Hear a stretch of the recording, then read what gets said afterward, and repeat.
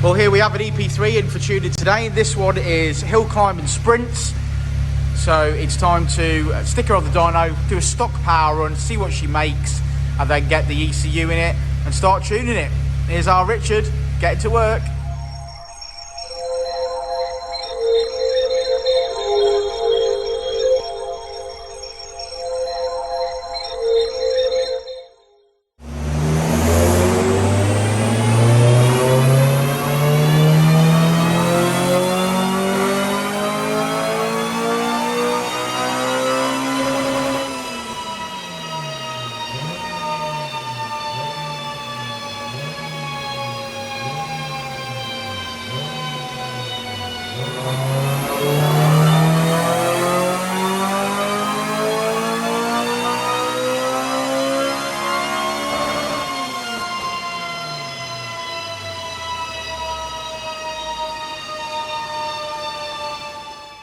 My brother, this is a Hillclimb EP3.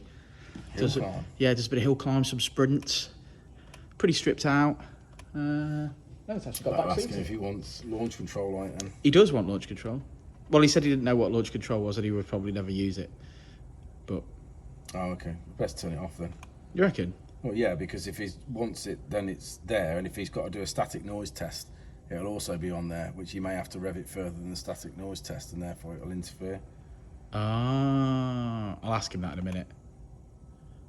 Well, he will, because with the Hillclimb stuff, they're pretty strict on noise, generally. Like really strict. So then you'll do a static noise test, they'll say like rev it to 5,000, and it'll be example, and it'll only rev to 4.4 and it'll be like at 4.4, so you don't want that. Okay, you don't want that.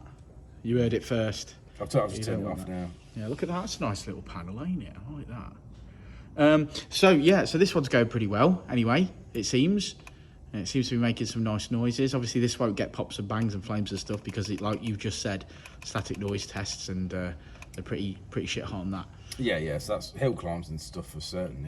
Yeah. How you feeling, Richard? No, not much better than I was about half hour ago when you asked me. Yeah, but for the purposes of YouTube, they don't know that it was half hour ago. So I'm asking you again. I know it was half an hour ago. So let me just reiterate that half an hour ago he was feeling pretty nervous that the Uncle Keith's paint shop wasn't going to open on Monday. Yeah. Yeah, I'm still no better. Yeah, he's not feeling any better. Well, I haven't seen anyone in there working, so if I'd seen someone in there working, I'd probably feel a bit more positive than I did half an hour ago. Yeah. Because it'd be moving forward, wouldn't it? It would, yeah. Yeah. Oh well. Yeah. Should we go on with?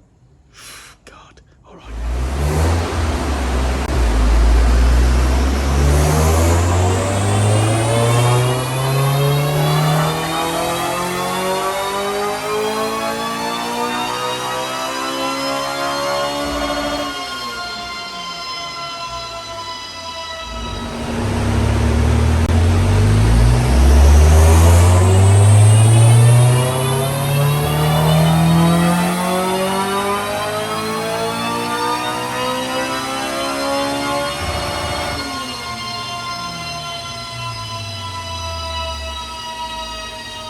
Right, I figured we'd start this without Richard being here because he's busy and we're pressed for time. He's in the car doing his bits and bobs. So this has got a Tegua airbox. The induction kit is Tegua. RBC inlet manifold, 4:1 into a 3-inch exhaust, and it's done pretty well. I think it started at about 222 brake horsepower, and it sounded all right. And then we started tuning, obviously, exchanged the ECU, started map-a-lapping, as I say, and it's worked out pretty well. It's up at I think it's about I'm going to go look now. It's at 239, 239 brake horsepower it's finished on, which is impressive. And because this is a hill climb car, because it's got more torque than it had before, I think that's going to be really noticeable when he's off the line and up the hill. So yeah, good luck to him.